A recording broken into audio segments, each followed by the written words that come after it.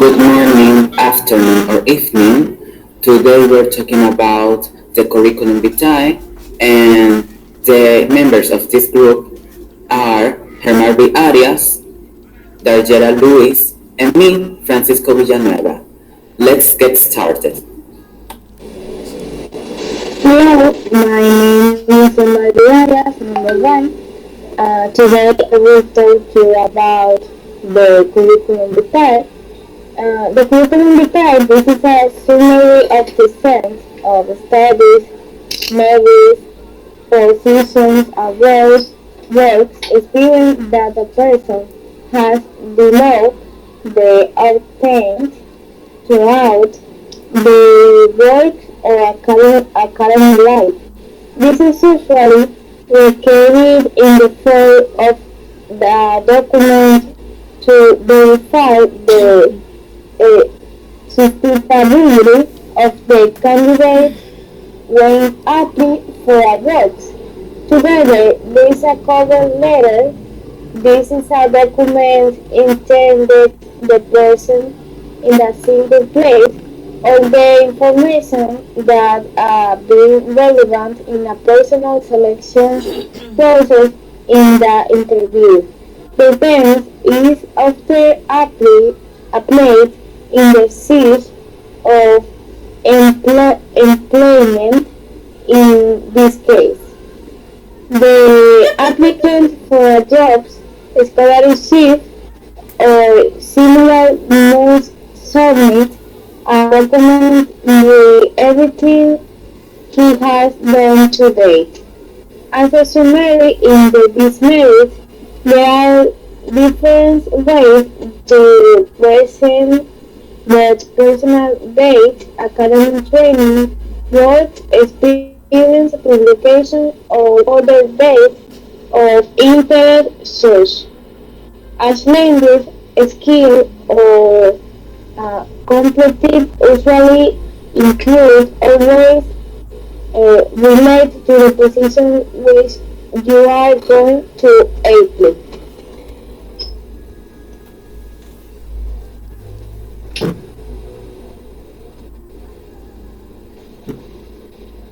The curriculum vitae or CV, this is a brief summary of your training and work experience with professional skills. This is objective is to demonstrate the suitability of your apply for specific works and allow your to access the selection process. This is essential for the professional development for any person as an opportunity to demonstrate those responsible of recruiting that of our ideal candidate to fill a job vacancy. This is available to always keep these updates because you never know one point in your career. The opportunity to apply to the basic position may be available.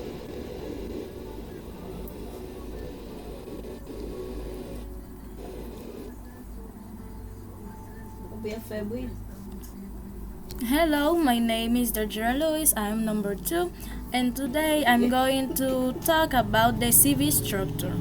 The CV structure should include the following sections. Has a contact information, academic history, professional experience, qualification and skills, awards and honors, publications and presentations, personal associations, grant or scholarships, and the last licenses of and certifications.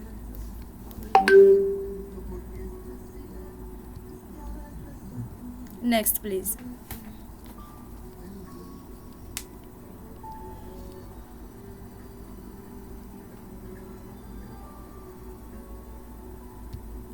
Okay, this is a grammar about these informations in the right side, and now I'm going to specify the the information about each one of them. The number one is contact information that include your phone name, address, phone number, and email address. The number two is academic history. List whole schooling from high school through a postdoctoral, if applicable. Include the title and the degree you earned, the year you graduate, and the name of the school.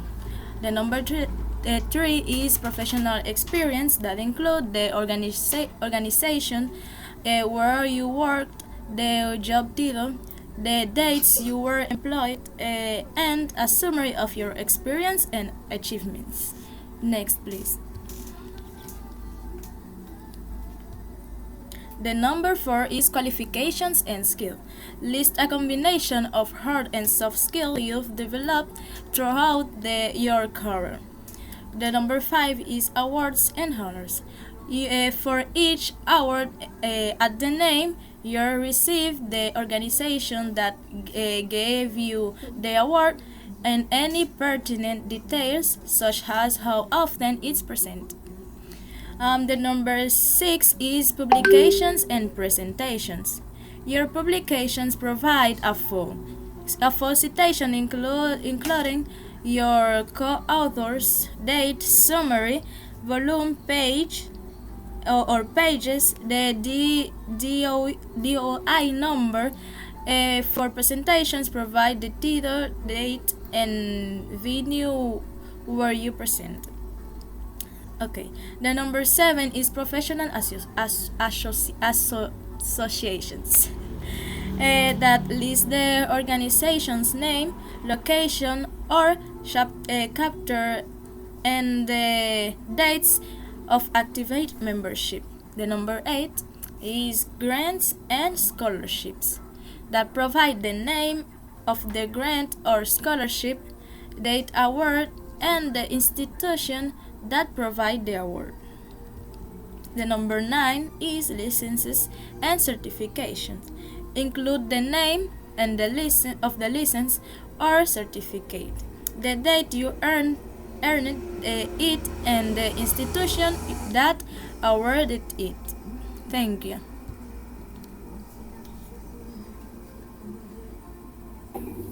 Well, greetings. Today I'm going to explain what is the CV for. Well, the CV or curriculum vitae is used to include professional reference as well as coursework, fieldwork, hobbies, and international-based professions about you.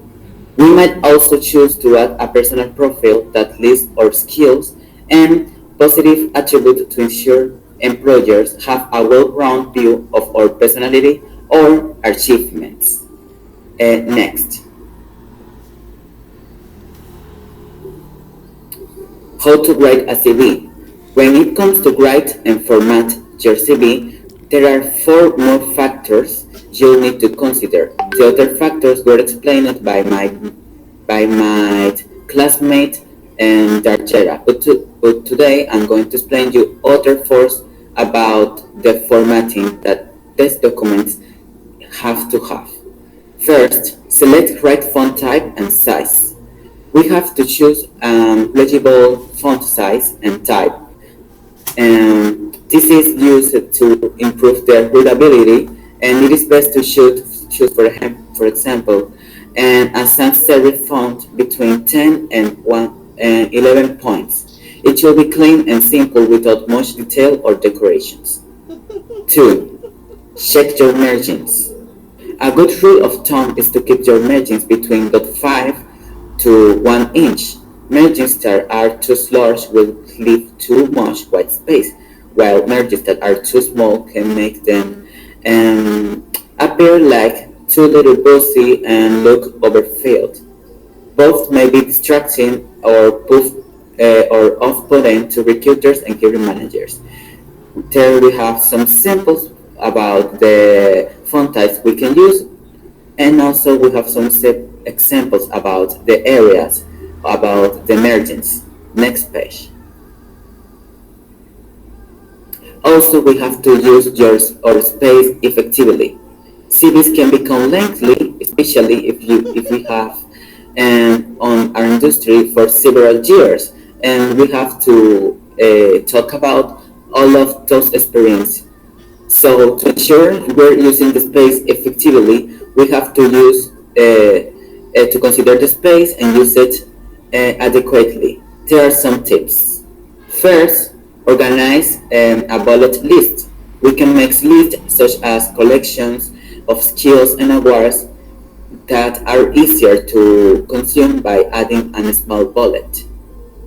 And also we can use section headers, which there will be distinguished by sections like header, the main header, etc. About all the concept of CV will be split by sections and making them bolder, larger, and undefined, underlined. And the third tip we can use next page. And next page is to use proofreading. Proofreading is to before to send or CV, we have to read each each each grammar, each spelling to check if the grammar is syntax is optimally written and like that before we send it to our job or something like that. It can be professionally redacted. Next page, please.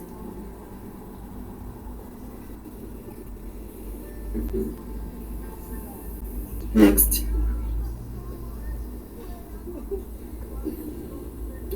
Also, before sending it and making the proofreading, we can bold the keywords, which are the most important words that are being looking for the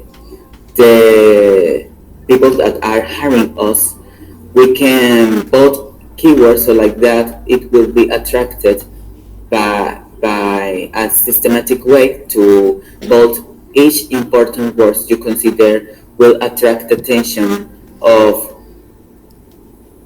the person that needs us on a job on or our industry. For example, we can consider to both several information like important words or names and or job titles, so like that they can be set apart.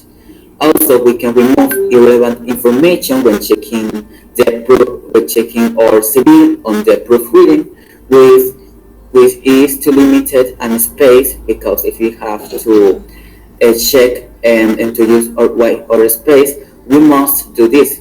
We must use the limited space and also to promote only the most important information that the hiring person needs about us.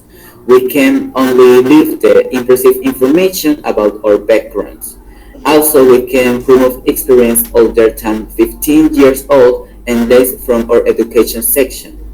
If you have, for example, 5 or more years on an experience on a professional experience. Thanks you so much for paying attention. That's it for today, and we hope you get some acknowledgements in this exposition. Thank you.